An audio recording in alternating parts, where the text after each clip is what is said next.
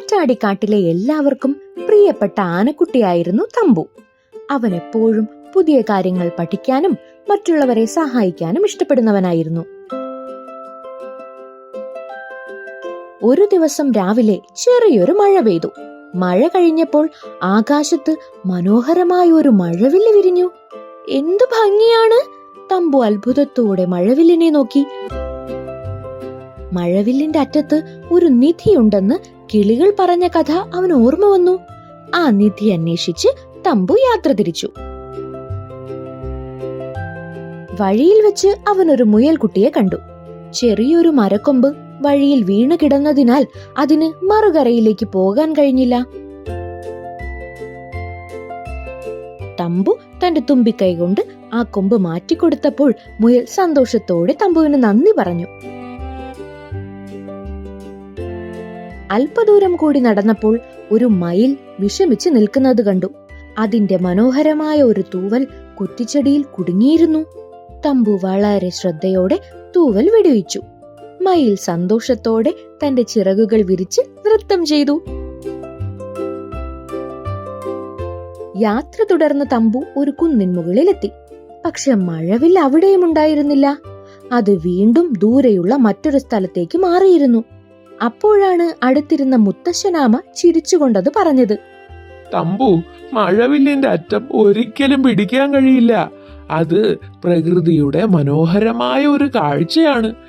എന്നാൽ നീ ഇന്ന് തേടിയ നിധി സ്വർണമോ വെള്ളിയോ അല്ല. തമ്പു അതിശയത്തോടെ ചോദിച്ചു. പിന്നെ യഥാർത്ഥ നിധി എന്താണ് മുത്തശ്ശ? മുത്തശ്ശനാമ ചിരിച്ചുകൊണ്ട് പറഞ്ഞു. നീ ഇന്ന് മുയലിനെ സഹായിച്ചില്ലേ, മയിലിനെ സന്തോഷിപ്പിച്ചില്ലേ? നിന്റെ ദയയും സഹായ മനസ്സുമാണ് ഏറ്റവും വലിയ നിധി.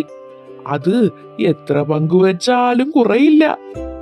ആ വാക്കുകൾ കേട്ട് തമ്പുവിന്റെ മുഖത്ത് പുഞ്ചിരി വിരിഞ്ഞു.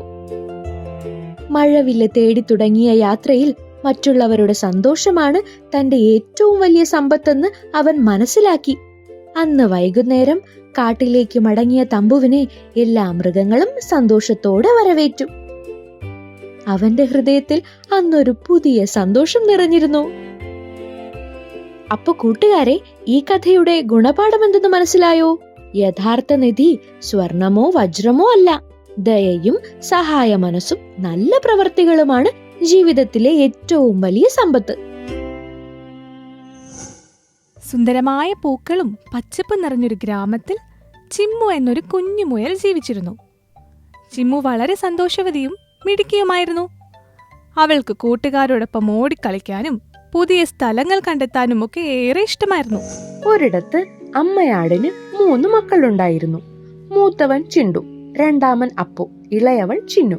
ഒരു ദിവസം അമ്മ പറഞ്ഞു, മക്കളെ, നിങ്ങൾ വലുതായല്ലോ, ഇനി സ്വന്തമായി വീട് വെച്ച് താമസിക്കാൻ പഠിക്കണം.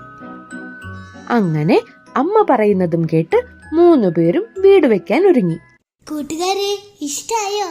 എന്നാലേ ലൈക്ക് ചെയ്യണം, ഷെയർ ചെയ്യണം, സബ്സ്ക്രൈബ് ചെയ്യണം.